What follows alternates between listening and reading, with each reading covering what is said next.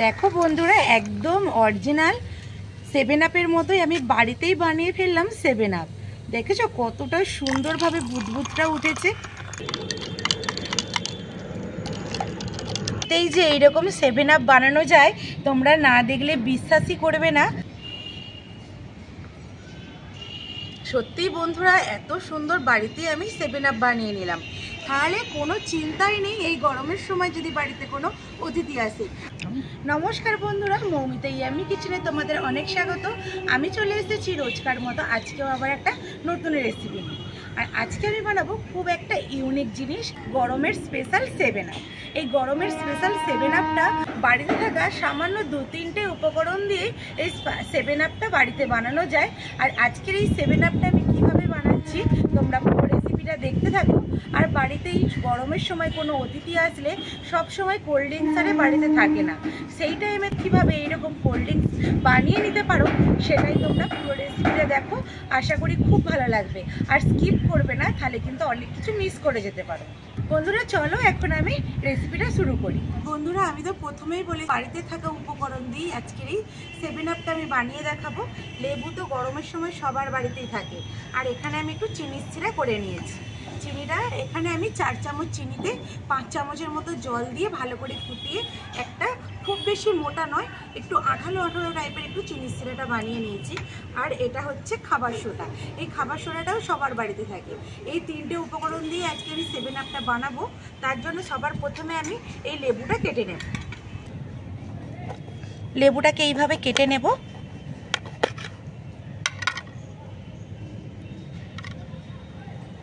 এখানে লেবুগুলো এইভাবে ছোট ছোট করে কেটে নিয়েছি। এবার লেবুগুলো থেকে রসটা বের করে নেব। একটা বাটির মধ্যে আমি এখানে রসটা বের করে নিচ্ছি।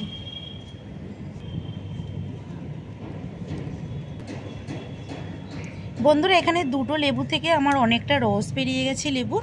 এই লেবু রসটা হলে আজকে 7 আপটা আমার হয়ে যাবে। বন্ধুরা এখানে আমি 2টো গ্লাস নিয়েছি। এখানে নিয়েছি আমি বরফ ফ্রিজে আমি বসিয়ে রেখেছিলাম 2 ঘন্টা আগে জল দিয়ে। বরফটা হয়ে গেছে। এখন আমি 3টে করে গ্লাসের মধ্যে বরফটা নিয়ে নেব। এখন আমি এইখানে দেব 2 চামচ করে লেবুর রস।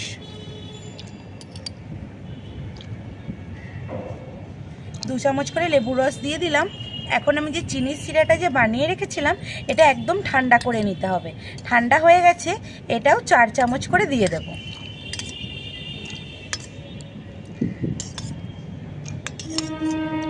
এখন এখানে দেব হাফ চামচের একটু কম সোডা।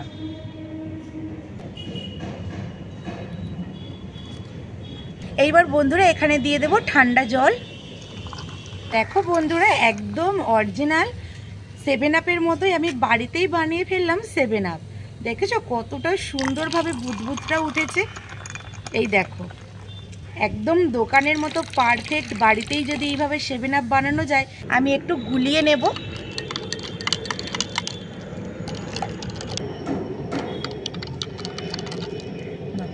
আর কতটা সহজভাবে হয়ে গেল 7 আপ। আর 7 আপটা দেখতে আর একটু সুন্দর করার জন্য এই লেবুকে আমি স্লাইস করে কেটে রেখেছিলাম, এটা এইভাবে একটু দিয়ে দেব। দেখো বন্ধুরা কতটা সুন্দর দেখতে লাগছে। এই রকমভাবে বাড়ির অতিথিদেরকে 7 আপ বানিয়ে যদি দেওয়া যায় বুঝতেই পারবে না দোকান থেকে কেনা কি বাড়িতে বানানো। আর আমি একটু খেয়ে দেখি, নিজের হাতে বানালাম 7 আপ, আর খেয়ে দেখবো না তা হয়? যা গরম পড়েছে, গরমের মধ্যে আমি 7 আপটা খেয়ে একটু ঠান্ডা হয়ে যাব।